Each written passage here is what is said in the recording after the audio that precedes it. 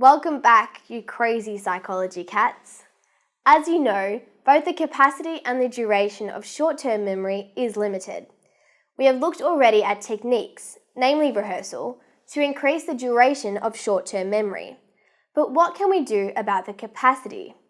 We have established that the usual capacity of short-term memory is 7 plus or minus 2 items, or 5 to 9 items.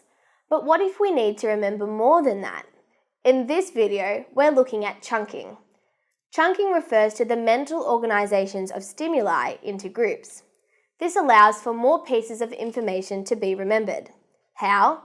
Well, let's say you have a long sequence of numbers to remember, say 1984000201536546. That is a sequence of 17 digits.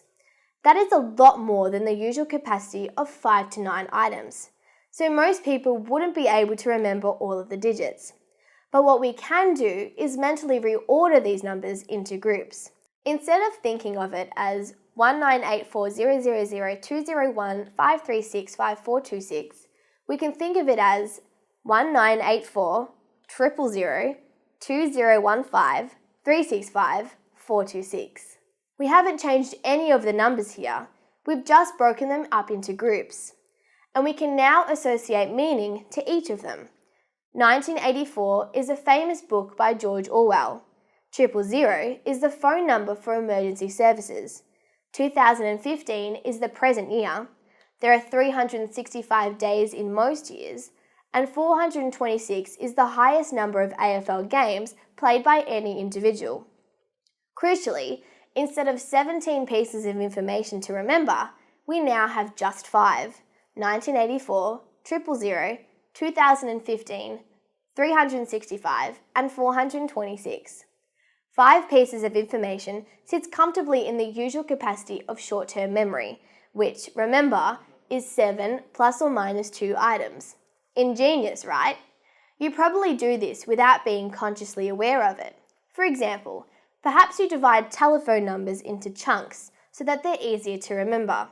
This is chunking, and it is used to increase the capacity of short-term memory. Of course, by associating meaning with each chunk, we're also more likely to encode that information into our long-term memory stores. VCAA isn't afraid to question you about chunking.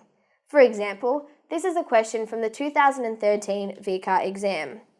Use an example to explain how chunking can be used to increase the amount of information that is held in short-term memory. Those 3 marks, Nick, how do we get them? Well, Michaela, let's think about this logically. 1 mark will be for using the relevant example. Another mark will be for explaining the process of chunking in relation to that example. And the 3rd mark will be for explicitly showing that chunking reduces the number of items that need to be remembered. Best of luck, Michaela, you go get those marks. Thanks, Nick. So there are 3 things to include. Let's have a crack. Chunking refers to the mental reorganization of stimuli into groups. This technique can be used to keep more items in short-term memory, the capacity of which is usually 7 plus or minus 2 items. For example, chunking might be used to remember a mobile phone number.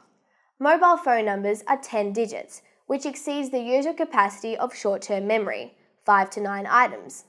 By mentally reorganizing the mobile number into groups, chunks, there are fewer pieces of information to remember. For example, the number 031398722 has 10 digits.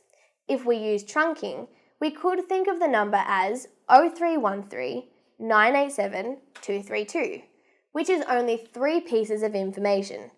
As 3 is fewer than 5 to 9, more information can be retained in short-term memory.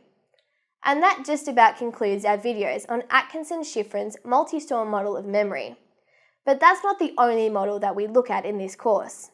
In the next video, we're looking at Baddeley and Hitch's model of working memory. Keep working hard and have a psychedelic day.